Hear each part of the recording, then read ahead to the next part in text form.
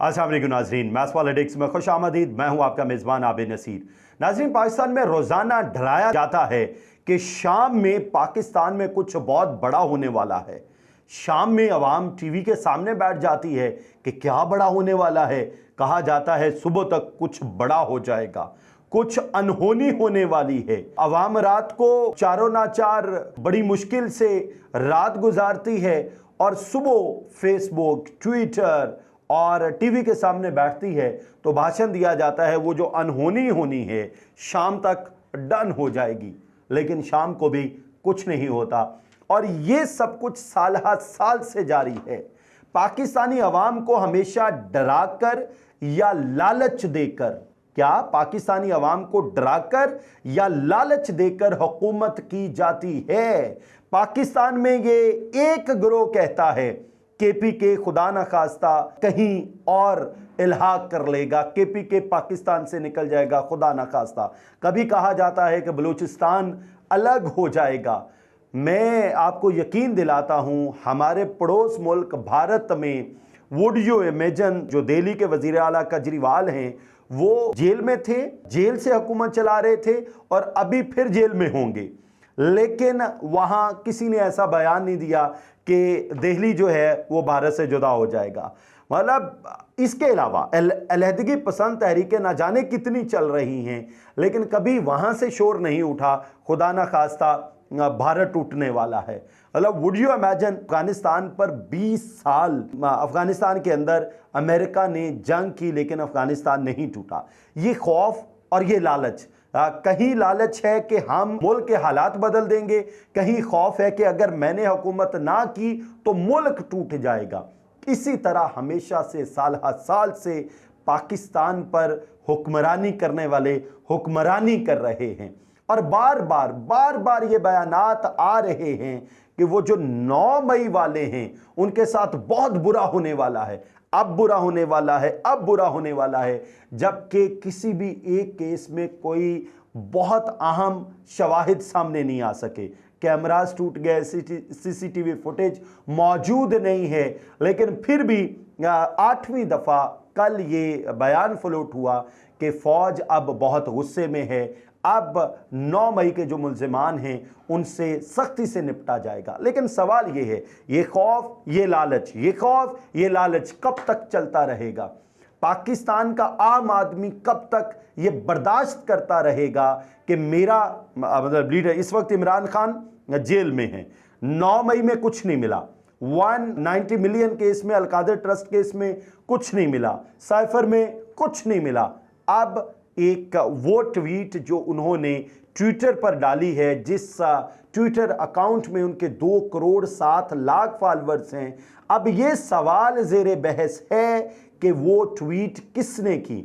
और मतलब ये डेफिनेट बात है, पाकिस्तान की फ़ौज हमारे लिए बड़ी इंपॉर्टेंट है, बड़ी अहम है। पाकिस्तान की फ़ौज के बगैर हम कुछ नहीं हैं। लेकिन जब पाकिस्तान की फ़ौज को 1971 की बात की जाती है तो उन पर सख्ता तारी हो जाता है।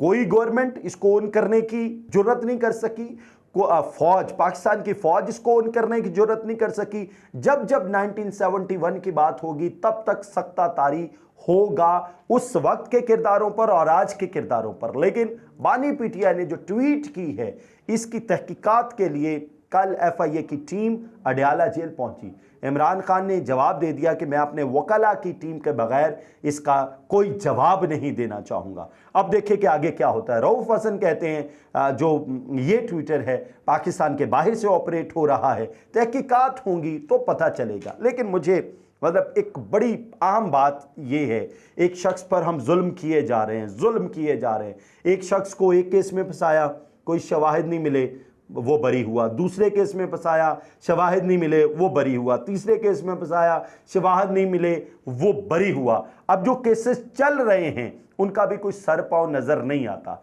अब ये वाला जो ट्वीट है, इसको लेकर इतना सीरियस हुआ जा रहा है, इतना सीरियस हुआ जा रहा है, खुदा न खास्ता बानी पीटीआई पर आर्टिकल 6 लगने का खदशा है। और मैं खुदा न खास्ता कह रहा हूं, बानी पीटीआई को पाकिस्तान तहरीक इंसाफ से बिल्कुल जुदा कर दिया जाएगा। अब रऊफ हसन से जब सवाल पूछा गया इस ट्वीट के हवाले से, उन्होंने क्या कहा ये मैं आपके सामने रख देता हूं, मजीद तज्जिया भी मैं इस पे पेश करता हूं। सेक्रेटरी इत्तलात पीटीआई रऊफ हसन ने कहा, इमरान खान जेल में हैं, शेख मुजीब की वीडियो वो कैसे ट्विटर पर अपलोड कर सकते हैं? PTI social media team Pakistan के बाहर से ऑपरेट होती है, मतलब दिस इज वेरी अनप्रडिक्टेबल, ये प्रॉब्लमैटिक है। सोशल मीडिया टीम का हेड अमेरिका में बैठता है, उनसे डिस्कस करूंगा। उन्होंने कहा कि जब इमरान खान से मुलाकात हुई उस वक्त कोर कमांडर कॉन्फ्रेंस का पता नहीं था, इमरान खान अपना ट्विटर अकाउंट ऑपरेट नहीं कर रहे, बानी पीटीआई जेल में हैं, वो कैसे, मतलब ये सारी बात मैं आपको बता चुका। बानी पीटीआई को शेख मुजीब की वीडियो का इल्म नहीं था। मुझे इंक्वायरी करनी पड़ेगी कि इमरान खान का सोशल मीडिया अकाउंट कौन ऑपरेट करता है। सोशल मीडिया मेरे दायरे में नहीं आता, वो अलग यूनिट है। मैं ज़ाती मसरूफियात के बिना पर वीडियो देख नहीं सका, मुझे अभी भी नहीं पता वो वीडियो क्या है। अरकान असम्बली ने ज़ाती हैसियत में रीट्वीट की होगी, मैं मुतल्लिका टीम से बात करूंगा, अगर कोई काबिल एतराज़ चीज़ हुई तो इस पर बात की जाएगी कि डिलीट करो या ठीक करो। कोई भी चीज़ बयानिए से बाहर नहीं जानी चाहिए। अब ये ज़हन में रखिएगा, इमरान खान पर यह बड़ा तगड़ा केस होने जा रहा है। PTI social media team Pakistan के बाहर से ऑपरेट होती है, सोशल मीडिया टीम का हेड, ये सारी बात मैं आपको बार बार डिस्कस कर चुका। और फिर उन्होंने कहा कि इमरान खान का यकीन है कि फौज बड़ी अहम, हमारा रोज़ बयानिया जारी होता है, कभी इदारे या अफराद के बारे में कोई बात नहीं होती, डिजिटल मीडिया पर किसी एक शख्स का कंट्रोल नहीं होता। इस वक्त जो काम कर रहे हैं वो हमारे मुलाजिम नहीं हैं।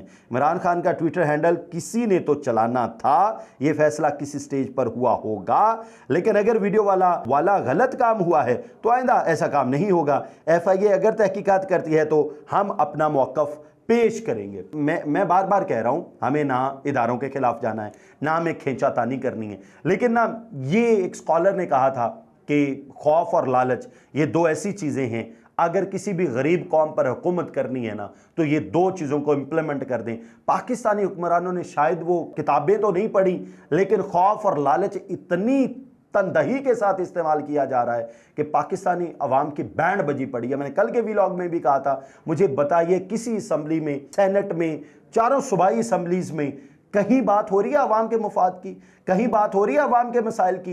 पहले बात होती थी, कोई कॉन्फ्रेंस होती थी, मतलब दहशत गर्दों से निमटने की बात होती थी, पाकिस्तान को अंदरूनी बैरूनी खदशात जो बैरून ममालिक से उनकी बात होती थी। अब बात होती है कि 9 मई वालों की ऐसी की तैसी, 9 मई वालों को मार देना है। यार हम दुश्मन से भी एक दफ़ा बात कर सकते हैं, दुश्मन मतलब हम तो दुश्मन के बच्चों को पढ़ाना चाहते थे, लेकिन ये हमारे अपने लोग हैं, इनको एक दफ़ा किसी भी तरीके से टाइम दिया जाना चाहिए। अच्छा जी, वज़ीर-ए-आज़म शहबाज शरीफ की जानिब आते हैं। वज़ीर-ए-आज़म शहबाज शरीफ पर जनाब बड़ा शिकंजा सख्त हो रहा है। हुआ क्या है आपको पता है कि वज़ीर-ए-आज़म शहबाज शरीफ ने कहा था कि अदालतों में या जजेस में कुछ काली भेड़ें मौजूद हैं। जस्टिस अत्तर मिनल्ला ने कहा कि हम काली भेड़ें हैं। काली भेड़ बड़ी ख़तरनाक होती है, जहाँ से नंगी जगह मिलती है ना वो डंग मारती है। पुराने ज़माने में तो वॉशरूम में बैठे होते थे ना, काली भेड़ आ जाती थी तो धोती उठा के भागना पड़ता था, मतलब इतनी वो सख्त किस्म की, इतनी वो जालिम किस्म की। जस्टिस अत्तर मिनल्ला ने अब ये कह दिया है कि हम काली भेड़ हैं, आप बच के रहिएगा, मतलब वाज़े तौर पे पैगाम दे दिया है।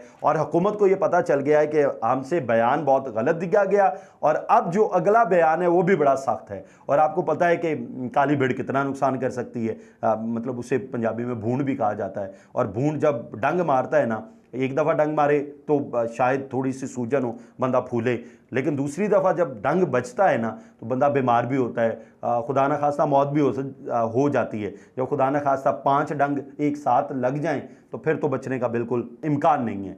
और उनके खिलाफ तौहीन अदालत की दरख्वास्त भी दायर हो गई है। अब देखते हैं कि जी कल समाअत भी होगी, अब देखते हैं शहबाज शरीफ साहब के साथ क्या होता है। लेकिन मेरी हुकूमत से, अदलिया से, इदारों से, तगड़े इदारों से मेरी गुजारिश है, इस वक्त खौफ और लालच को प्लीज़ परिवेल ना होने दीजिए। ये अवाम मर चुकी है, अवाम यकीन कीजिए आखिरी सांसें ले रही है, अवाम वेंटिलेटर पे है। इसको भेड़ों से भी बड़ा डर लगता है, इसको काली भेड़ों से भी बड़ा डर लगता है, इसको हर वो शख्स जो इस मुल्क की साख को तबाह बर्बाद करना चाहता है, तहस नहस करना चाहता है, सबसे बड़ा डर लगता है। आप इकट्ठे हो जाइए, एक प्लेटफॉर्म पे बैठ के कोई नेगोशिएशन कर लीजिए, किसी पर आर्टिकल 6 लग भी जाता है, इस गरीब आवाम को कोई फ़ायदा नहीं होने वाला, इसकी रोटी, इसका कपड़ा, इसका मकान सस्ता नहीं होने वाला, इसका बिजली का बिल नहीं सस्ता होने वाला। खुदा के लिए इस आर्टिकल 6, इस खौफ और लालच की जंग को छोड़िए और पाकिस्तान के मफाद में इकट्ठे मिलकर बैठ जाइए। दुआ है अल्लाह ताला पाकिस्तान और पाकिस्तान में बसने वालों की खैर करे। इजाज़त दीजिए, अल्लाह हाफ़िज़।